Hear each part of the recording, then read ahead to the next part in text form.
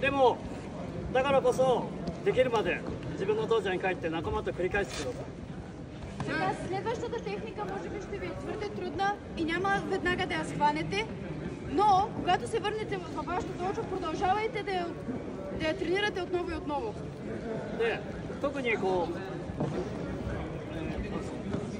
れもみんなただこうのクローズここで言うとこういう感じアップシュッと持ってかれちゃうから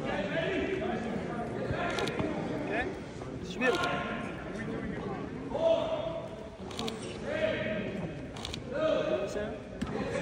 Тоест, цепирате да влиза кръка навътре, а не да излиза навън, защото може да въртите да загубите баланс. どうしてもみんな目線が下がるんです。そうすると手も下がってで蹴った時に手が下がってくるとここがもらっちゃうから必ず目線上げてしっかり構える。それを忘れない。どうかけ。Не забравяйте задължително да гледате напред, а не надолу, защото главата ви остава свободна и могат да въртнат. 相手のこの辺りも混ぜてじゃあ最後パートナーを書いて